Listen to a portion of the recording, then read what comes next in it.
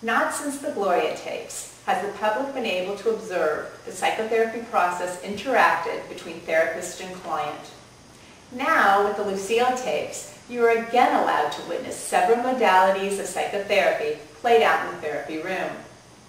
You will see examples of existential therapy, the humanistic approach, Jungian dream analysis, cognitive behavior therapy, and narrative therapy. So please, sit back and enjoy the Lucy Tapes. Hello, Lucille. What brings you to therapy? I'm very depressed. I want to be in show business, but my husband Ricky won't let me. You know you want to be in show business. That's a great sense of self-awareness. I'm a born entertainer. I love to be on stage. I'm a fabulous dancer, and I have a great singing voice. Would you say you feel most alive when you perform? Yes! That's exactly it.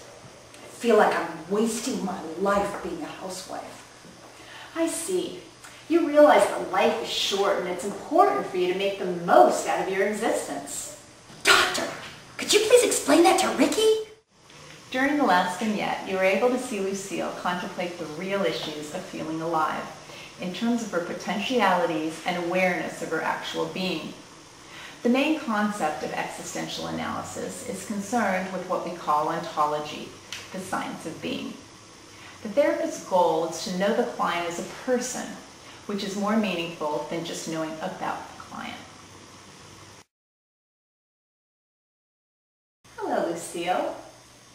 Let me know what's on your mind. I'm frustrated because my husband Ricky won't let me be in show business. I sense that being in show business is very important to you. Yes, doctor. I was born to perform. I can see by how passionately you speak of performing, you must be a very passionate performer. Yes, doctor. Why can't Ricky see that?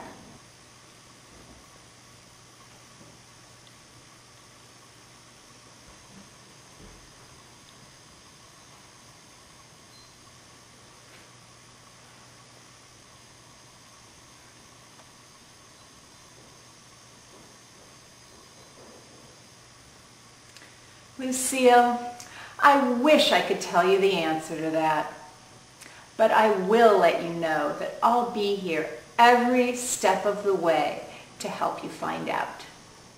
You probably realize that the fundamental premise of humanistic or client-centered counseling is the client's need for unconditional positive regard as well as empathy and genuineness.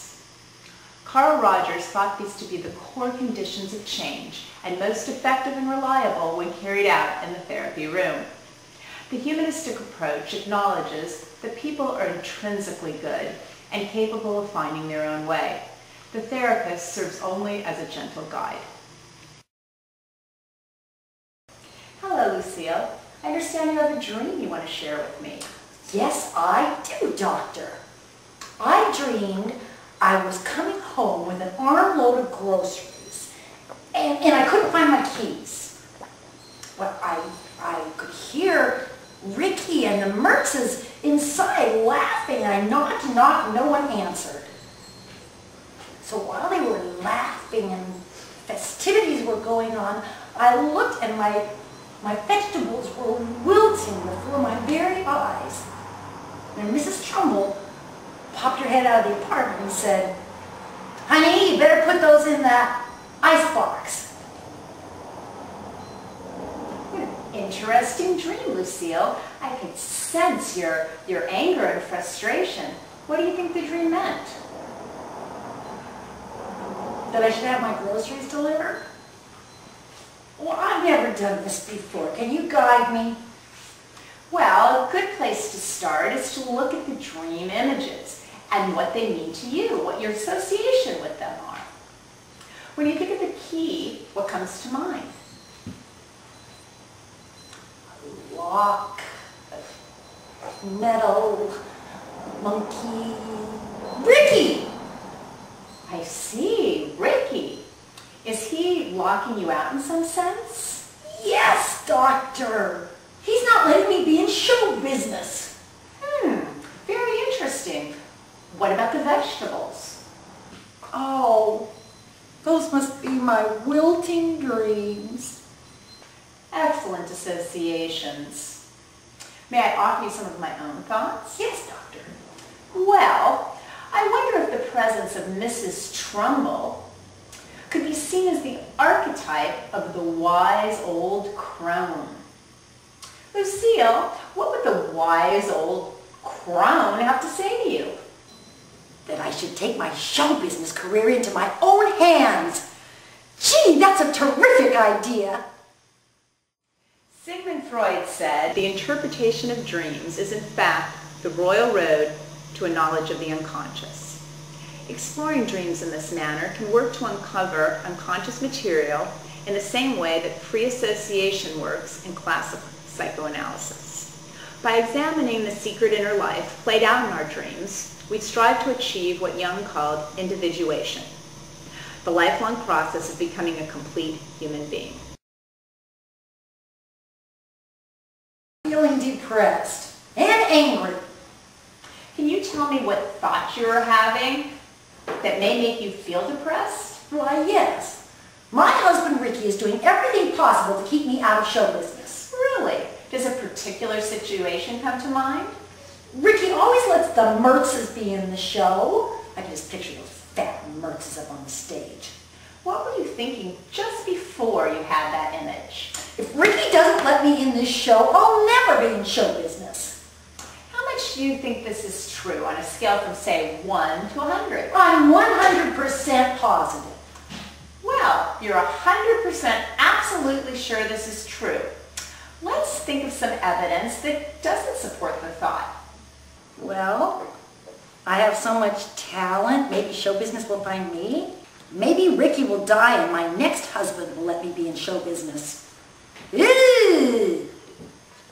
Maybe I'll win a contest and win a trip to Hollywood for a screen test. Well, that's a considerable amount of progress, Lucille. For homework this week, I would like you to practice your singing and dancing every day. And during your morning programs, keep your eye out for those contests. Aaron Beck found that depressed people tended to construct a distorted view of reality that conditioned them to be pessimistic. He found that thoughts actually preceded the emotional response to a situation. Cognitive therapy is actually a learning model where clients can learn to take conscious control of their maladaptive thoughts and effectively reassess their reaction. Since this process is learned by the client, it is quite essential that they be given homework as a means to practice these new techniques. So, Lucille, what has the depression tried to tell you about yourself? That I will never be in show business. How does it say that? Does it have a particular voice or a name? It's an annoying voice, like Ethel. How does Ethel make you feel about yourself? Like a piece of flotsam floating in the foam of friendlessness. What does Ethel say to you? That I'm a no-goodnik. That I need Ricky to help me. That Ricky would help me if he loved me.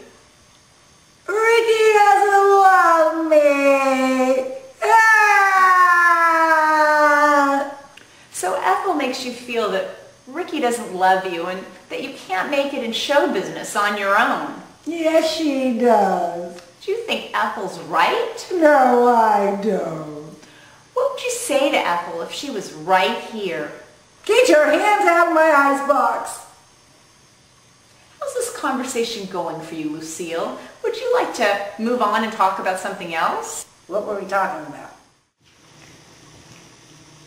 As you can see, narrative therapy seeks a non-blaming approach that views people as separate from their problems.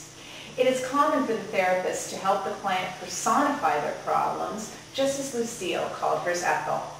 It is also important in narrative therapy for the client to play a significant part in the direction taken by the therapy process. Ladies and gentlemen, this brings our presentation to a close. Thank you, and I hope you've enjoyed our journey into various modalities of psychotherapy. Please join us next week as we explore primal scream therapy in the Gilligan tapes.